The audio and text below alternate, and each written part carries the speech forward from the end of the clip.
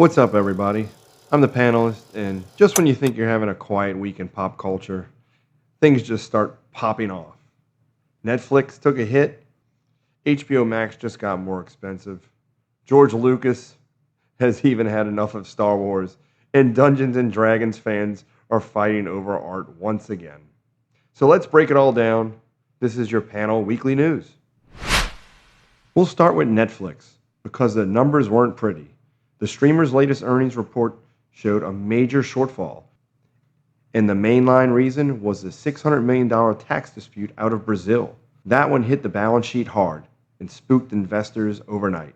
But here's the thing, that's only part of the problem. Underneath the tax mess, Netflix is dealing with a growing confidence issue, both from advertisers and subscribers. Remember all the noise around Elon Musk Advertiser boycott? That movement started around X, but it's bled into the wider ad world. Brands are being cautious about where they spend, and a lot of that money that Netflix counted on for its new ad tier just hasn't come back yet.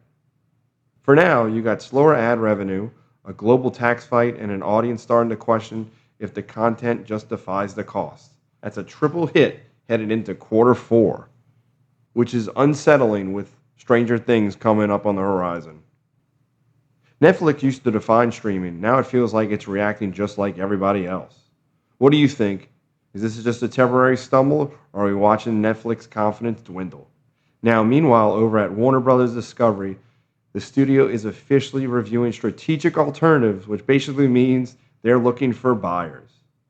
Amazon, Comcast, and even Apple are rumored to be sniffing around. We already know Skydance made an offer, so now Warner Brothers Discovery is trying to see if they can sniff out anybody else who wants to make a better offer. Now that we have confirmation of Warner Brothers Discovery up for sale, this only makes the rumors of James Gunn's departure swirl even more. Would you trust James Gunn with your brand? So far, Superman did not live up to expectations, and now it's come out that Superman actually lost money at the box office. And Peacemaker was also a failure on HBO Max. I was personally rooting for James Gunn, but I did not care for Superman.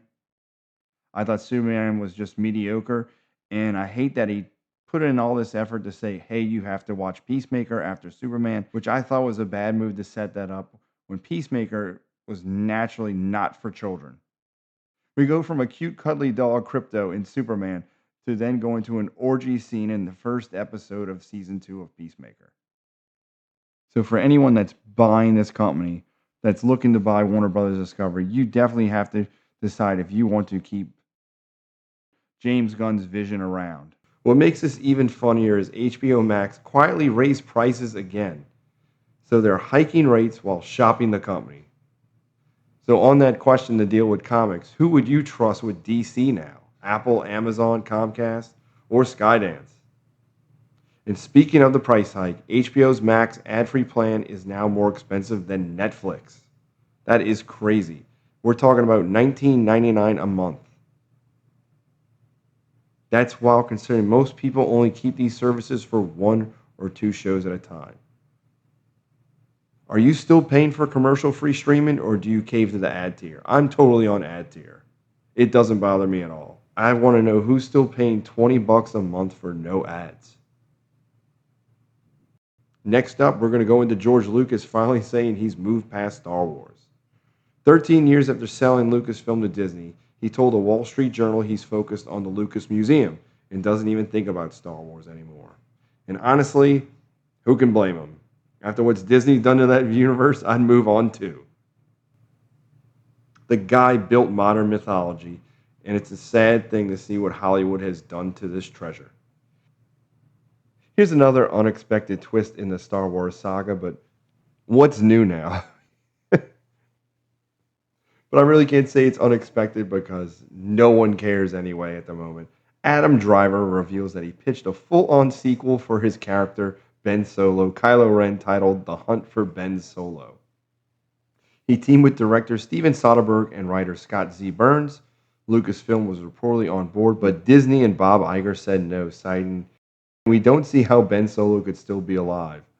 Since when has that ever stopped them? I mean, you literally brought Palpatine back. Somehow Kylo Ren returned. Like, are you serious? Like, no one.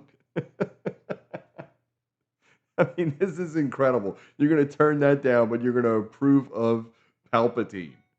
Okay, let's go with it. Does anybody even remember? I mean, they actually could go through with it because does anybody even remember how Ben Solo died? I can't tell you anything about that movie. So you got one of the few things that people liked in Star Wars, in the Disney Star Wars sequels, with a script he called one of the coolest he's worked on and gets shut down by the studio. It definitely tells you when the actor who made the villain once back in and the studio declines, that tells you something about the current state of Star Wars. What do you think? Should Disney revisit Driver's pitch? Personally, I don't think so. Now let's talk about TwitchCon, because this story blew up fast. The streamer was Emaru. During her San Diego meet and greet, a man pushed through security and grabbed her, even trying to kiss her. Her own bodyguard pulled him off, but that's where things get messy. According to Emaru, Twitch staff didn't detain him, and he was allowed to walk away. At first, Twitch reportedly planned on only banning him for 30 days off the Twitch app, until fan backlash forced them to issue a permanent ban and bar him from future events.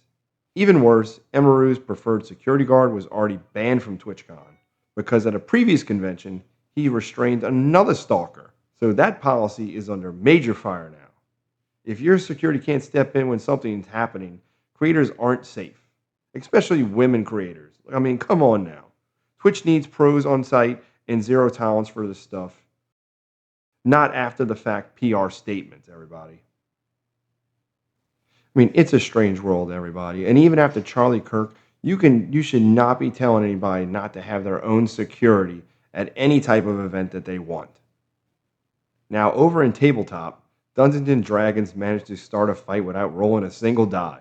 The new promo art for Wizards of the Coast dropped online and instantly sparked backlash. Some fans said it looked too soft, too colorful, and too focused on inclusivity rather than dark fantasy. Others defended it as progress. Look, to me, Dungeons & Dragons can be inclusive like it's always been and still look dangerous, gritty, and epic. So what are you doing? Now let's get into the box office. Tron Ares officially is a bomb. It opened at $33 million on a $150 million budget. Analysts say Disney's staring down a $100 million loss once you factor in marketing. Horror, on the other hand, is carrying theaters again. Black Phone 2 held strong going into Halloween week. And this weekend's new releases are Springsteen, Deliver Me From Nowhere, and Regretting You, a prestige biopic versus Colleen Hoover Heartbreak. Personally, I got Chainsaw Man taking the weekend box office home. Now into streaming if you're staying home this weekend, which I hope you don't. I hope you go get out. HBO Max has the new It Welcome to Derry coming out. It's the prequel to It, digging into Pennywise's origin story. For anybody that has AMC Plus, which I don't know anybody, there's Talamasca, The Secret Order, spinning off from Anne Rice's interview with the Vampire Universe. For me personally, I am looking forward to Mayor of Kingstown this weekend, starting October 26th on Paramount Plus. If you never had Paramount Plus before, I highly recommend it. And here's a little life hack for you. Go get Walmart Plus for a month so you can get your shopping done and delivered to you if you like. It also includes a free membership to Paramount Plus. This week had a decent run of comic books that I could recommend. So, in no particular order, I got Ultimate Spider-Man number 22, Absolute Wonder Woman 13, Superman 31, The Flash number 26, Green Lantern number 28, Skinbreaker number 2, and which actually surprisingly has been a fun run, is Space Ghost number 4. Alright, so let's close this bad boy out with some gaming, because PlayStation dropped a few trailers this week that looked amazing. First up, Marvel Cosmic Invasion, a beat 'em up that's straight up arcade nostalgia. Think X-Men Arcade meets Guardians of the Galaxy. They're retrying to capture the button smashing, co-op chaos that used to eat our allowance at Pizza Hut, and honestly, it looks like they nailed it. Then there's Project Tal coming out of South Korea, and man, that trailer is gorgeous. Unreal Engine flexing again. Lighting, movement, everything. Korea's studios are quietly dropping bangers while the West argues over microtransactions. And speaking of nostalgia, remember how we were talking about public domain characters last week? Well, here comes another trailer for Mouse P.I. This is exactly why studios are panicking. Once those icons go public, anybody can spin them into games like this. But I'm not going to lie, this looks fun. As for collectibles this week, we just dropped a short video on Sideshow's Hulk Venomized and Ghost Rider and Gwenom. So you can check that video out here. The craftsmanship is unreal. Alright, so that's going to wrap up Panel's weekly news. This is Panel Comics, and I am the panelist. We hope you'll come join us, and I'll see you next week.